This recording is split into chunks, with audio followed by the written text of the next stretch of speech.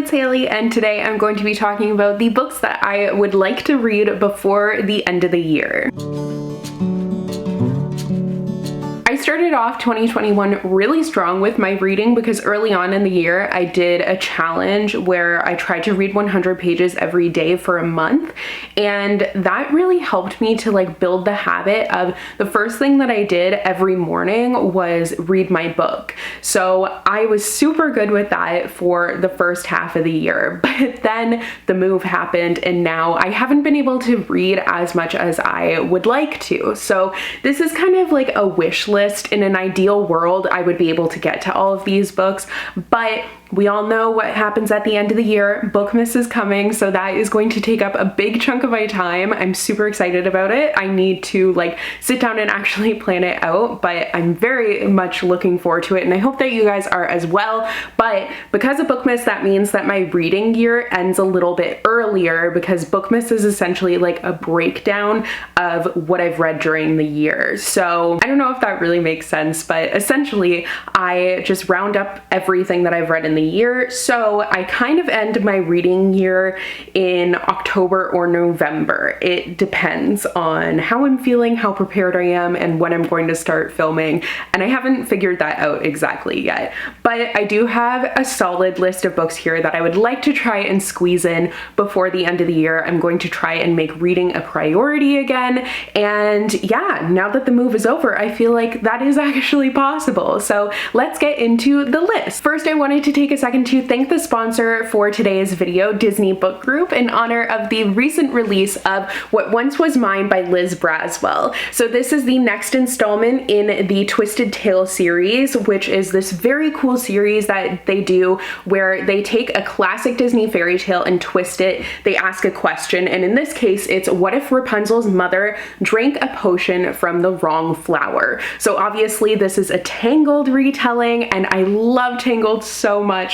This cover is beautiful. It speaks to me, the lanterns, everything about it. I just adore it, and it definitely is on my TBR because before the end of the year, I would like to try and get to the Twisted Tales that I haven't gotten to yet. I have read the Alice in Wonderland one and I loved it, but I have so many more to get to, and a Rapunzel one is right up my alley. This book is out now, so I'll have a link down below so you guys can check it out, but I love Rapunzel as a character, and I'm so excited to read a twisted story about her and if her mother had drank a potion from the wrong flower. Obviously there are going to be some problems there, so I am super excited. I feel like we will get some visits from one of my favorite Disney boys as well, so I'm definitely looking forward to reading this one. And thank you once again so much to Disney Book Group for sponsoring today's video. The next book that I'd like to read before the end of the year is Six Crimson Cranes by Elizabeth Lim. So Elizabeth Lim is actually one of the other authors for the Disney Twisted Tales series. I haven't gotten to read hers yet, but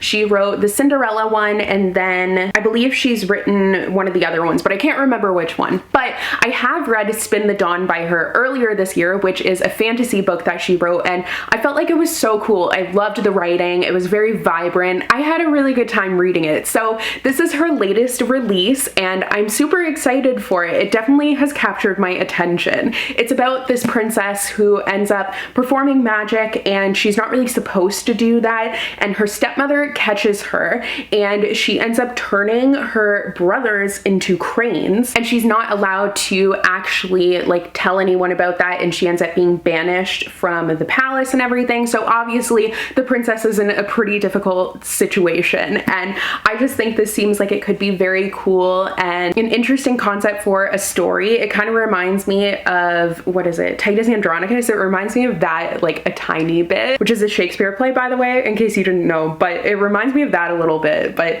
I'm very interested to see what her next book is going to be like. Next is The Invisible Life of Addie LaRue by V.E. Schwab. This book has been out for at least a year now. It might be longer than a year, and it's definitely a book that people have been going wild over for the entire time that it's been out, and even leading up to its release.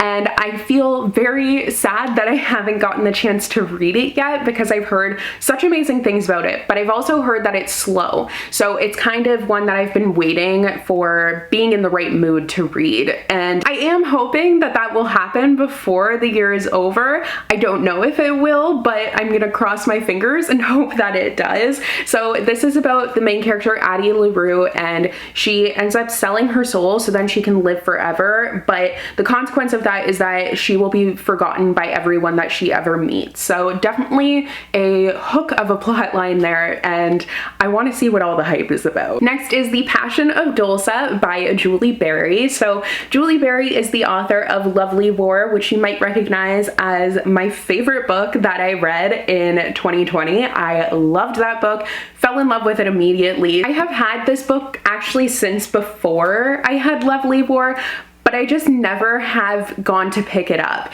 It's set in like 1400 or something. It's set at a time period that I've never really read about, and it's set in France, and it follows a character who is accused of being a witch and she's on the run. And I just love Lovely War so much that I don't know why I haven't read this one. I think I might be kind of nervous about it, but I've also heard some really good things about this one. So I don't know, like I just want to read it so that I'm done with it, not in a bad way, but so then I know. It's like ripping off a band-aid, I guess. Next is The Reader by Tracy Chee. So this book I have had for longer than I've had We Are Not Free by Tracy Chee, which came out last year, and I read that this year and I loved it. It's like one of my favorite books of the year by far. I think it's fantastic and a book that everyone should read.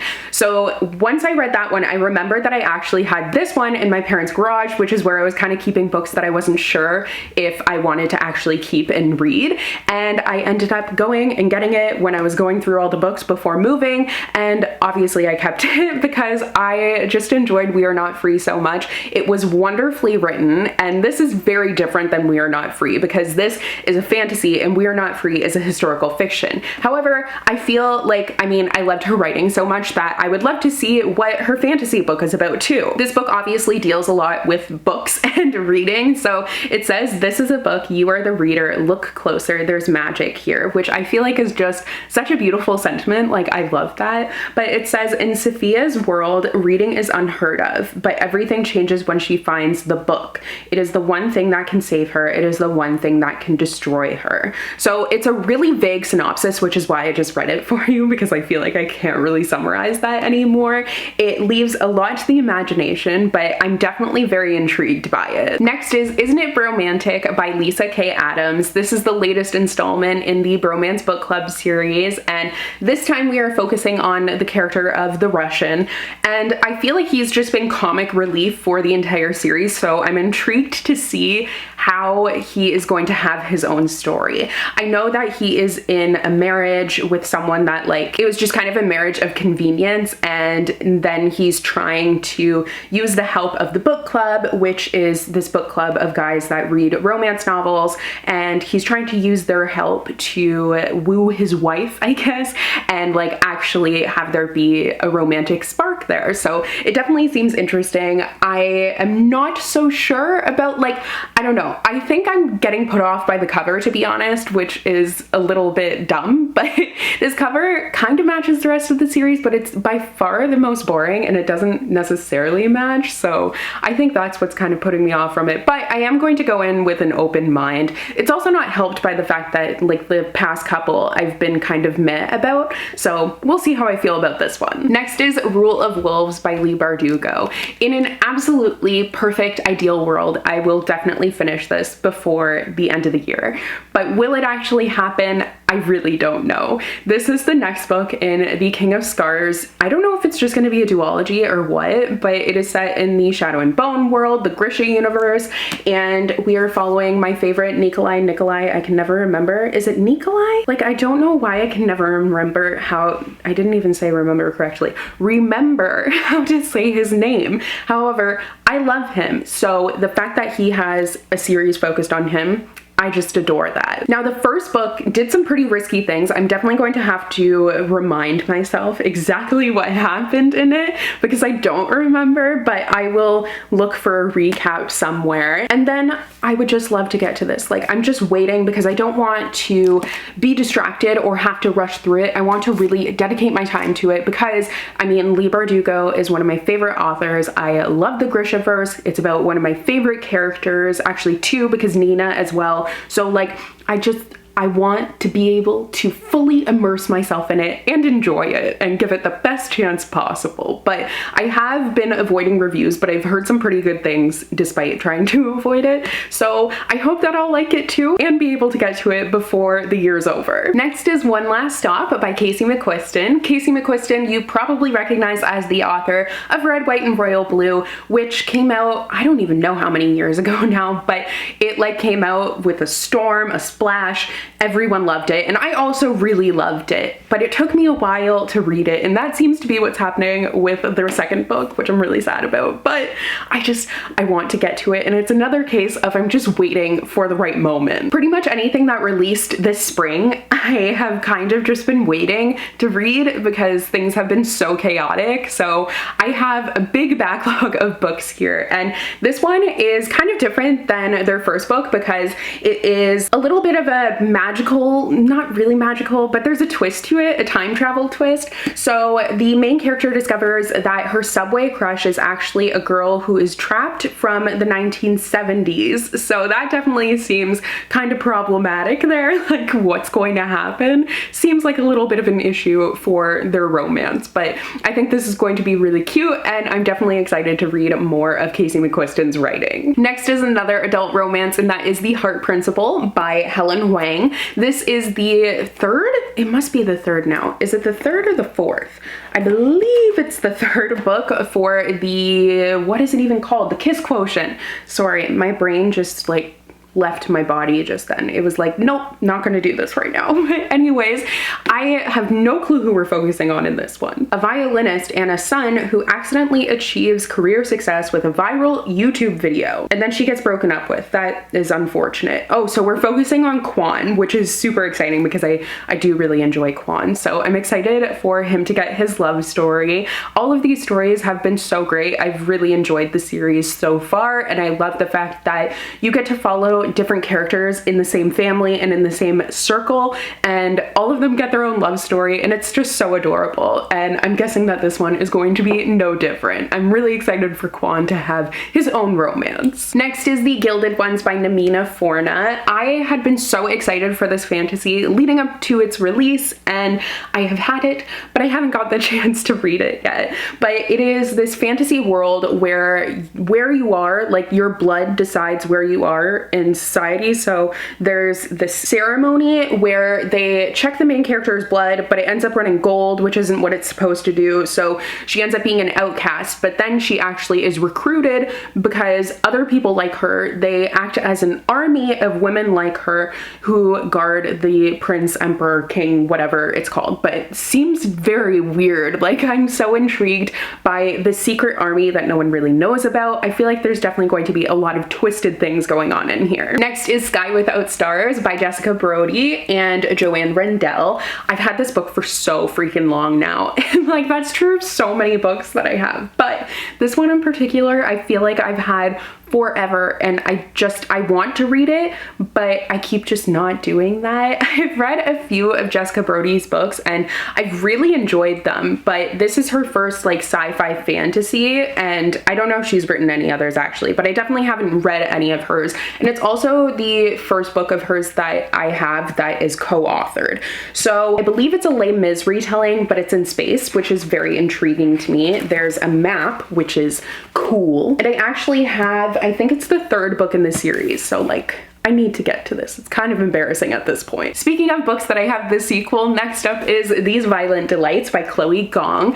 I was sent the sequel by the publisher, so I have that now, so I feel like now is the time to read this. It's a Romeo and Juliet retelling, and it's set in the 1920s in Shanghai, following rival gangs. Like, it just seems so cool and right up my alley, to be honest. And this got so much hype last year when it came out, and I just didn't get the chance to read it because it came out out around Bookmas and everything, and then I can't really read anything. So now that I have the sequel, I definitely want to try and prioritize this one, especially because it just sounds like something that I would really like. And the final book on my end of the year TBR is An Emotion of Great Delight by Tahereh Mafi.